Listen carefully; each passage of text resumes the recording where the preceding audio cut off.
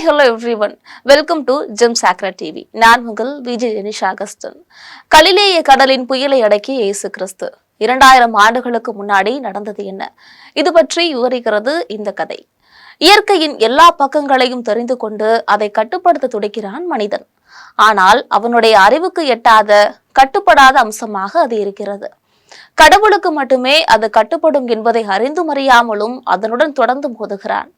இயேசுவின் வடிவில் பூமியின் மனிதனாக பிறந்த கடவுள் புயலை அடக்கினார். சீற்றம் கொண்டு எழுந்த இயற்கை இயேசுவின் வார்த்தைகளுக்கு பணிந்த அற்புத நிகழ்வு 2000 ஆண்டுகளுக்கு முன்னாடி நடந்திருக்கு. கடவுள் எவ்வாறு அந்த புயலை அடக்கினார், 2000 ஆண்டுகளுக்கு முன்னர் இந்த அதிசயத்தை அவர் எப்படி நிகழ்த்தினார் பற்றி இந்த வீடியோல பார்க்கலாம். சிறந்த வாழ்முறை பற்றிய போதனைகள் மற்றும் அற்புதங்கள் நிகழ்த்திய இயேசுவின் பூமி வாழ்வுடன் அதிகம் தொடர்பு கொண்டதாகவே இருக்கிறது.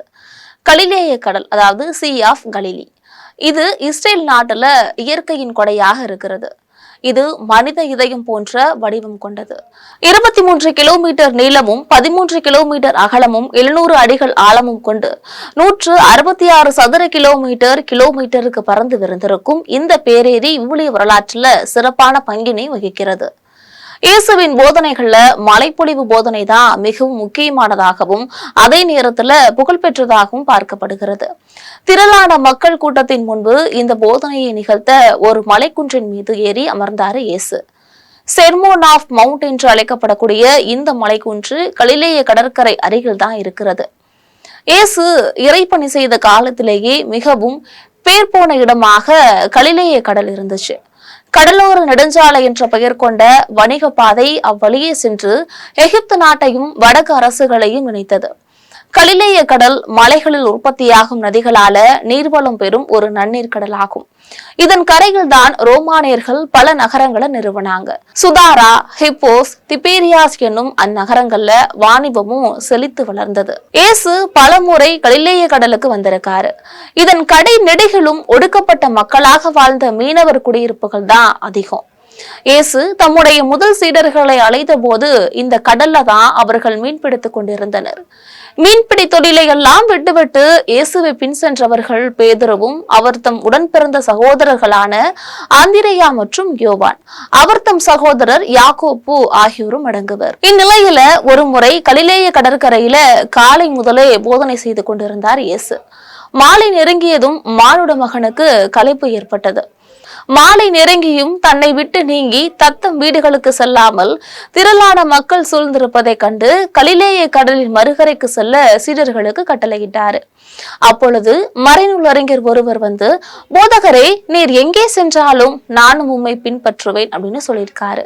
இயேசு அவர்கிட்ட, நரிகளுக்கு பதுங்கு குழிகளும் வானத்து பறவைகளுக்கு கூடுகளும் உண்டு, மாடின மகனுக்கோ தலை சாய்க்க கூட இடமில்லை அப்படின்னு சொன்னாரு. இயேசுவின் சீடருள் மற்றொருவர் அவரை நோக்கி, ஐயா, முதலில் நான் போய் என்னுடைய தந்தையை அடக்கம் செய்துவிட்டு வர அனுமதியும், அவர் இறந்து விட்டார் அப்படின்னு சொன்னாரு. இயேசு அவரை பார்த்து, நீர் என்னை பின்பற்றி வாரும் இறந்தோரை பற்றி ஒருபோதும் கவலை வேண்டாம், அவர்கள் அடக்கம் செய்யப்படுவார்கள் அப்படின்னு சொல்லியிருக்காரு. பின்பு இயேசு படகில் ஏறவே அவருடைய சீடர்களும் அவரோடு ஏறினார்கள். திடீரென்று கடல்ல பெரும் கொந்தளிப்பு ஏற்பட்டிருக்கு. படகுக்கு மேல் அலைகளும் எழுந்தன. ஆனால் இயேசு அயர்ந்து தூங்கி கொண்டிருந்தாரு. சீடர்கள் பயந்து அலறி அவரிடம் வந்து, ஆண்டவரே காப்பாற்றும், சாக போகிறோம் என்று சொல்லி அவரை எழுப்பினார்கள். கண்விழித்த இயேசு அவர்களை நோக்கி, நம்பிக்கை குன்றியவர்களே, ஏன் அஞ்சுகிறீர்கள் என்று கேட்டபடி எழுந்து நின்றவர் காற்றையும் கடலையும் அதட்டி கடிந்து கொண்டாரு. உடனே கடலில் மிகுந்த அமைதி உண்டாயிற்று. சீடர்கள் அனைவரும் காற்றும் கடலும் இவருக்கு கீழ்ப்படுகின்றனவே, இவர் எத்தகையவரோ அப்படின்னு வியந்து போனாங்க. இயற்கை நம் மீது தாக்குதல் தொடுக்கும் போதெல்லாம் நாம் வாடி விடுகிறோம். நம் அருகில் கடவுள் இருக்கிறார் என்று தெரிந்ததும் நாம் மரணத்தை பற்றி யோசிக்க ஆரம்பித்து விடுகிறோம். ஆபத்தான பேரிடர் நேரத்துல நமக்கு ஆறுதலாக இருக்கிறவரும் அமைதியை தருகின்றவரும் நம் ஆண்டவராகிய இயேசு கிறிஸ்து என்கின்ற செய்தி இந்த விவிலிய பதிவு வாயிலாக நமக்கு வெளிப்படுகிறது. இயேசுவின் சீடர்களுக்கு அவர்கள் மீன்பிடித்து வாழ்ந்த கலிலேய கடலை பற்றி நன்றாக தெரியும்.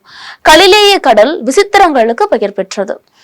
திடீரென்று புயலாலும் சூறை காற்றாலும் மழையாலும் பயமுறுத்தக்கூடியது இந்த கடல். அது அமைந்திருக்கின்ற புவியியல் அமைப்புதான் இத்தகைய உடனடி பருவநிலை மாற்றத்திற்கு காரணம். இதை மீறியே இந்த கடலில் வழித்தொழில் ஆகிறார்கள் மீனவர்கள். திடீர் புயலின் வேகத்தை கண்டதும் தாங்கள் சாக போகிறோம் என்பது அவர்களுக்கு தெரிந்திருந்தது.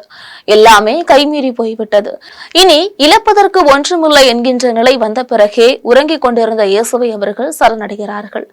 அதுவரை தாங்களே அதனை எதிர்கொள்ள முடியும் என்று நினைக்கிறார்கள். இயேசுவை மறந்து விடுகிறார்கள். நமது வாழ்விலும் இதுதான் நடக்கிறது. நம்மால் முடியாமல் நிலைமை கைமீறுகிற போதுதான் நாம் கடவுளை தேடுகிறோம். அது தூய இறை நம்பிக்கையாக இருக்க முடியாது. எப்போதும் கடவுள் என்னோடு இருக்கிறார், எத்தனை துன்பத்திலும் அவர் என்னை காப்பார் என்ற நம்பிக்கையும் நம்மை காக்கும். இந்த கதையின் மூலமாக நாம் புரிந்து கொள்வது என்னவென்றால், பிரியமானவர்களே, நமக்கு ஆபத்து வரும் நேரத்தில் மட்டும் நாம் இயேசுவை தேடக்கூடாது. மாறாக நம்முடைய வாழ்நாள் முழுவதும் அவரை நம்ப வேண்டும். அவரும் நம்மை பாதுகாப்பார் என்பதுதான். இது போன்ற இன்னொரு இறைவார்த்தைகளோடு உங்களை சந்திக்கிறேன். நன்றி.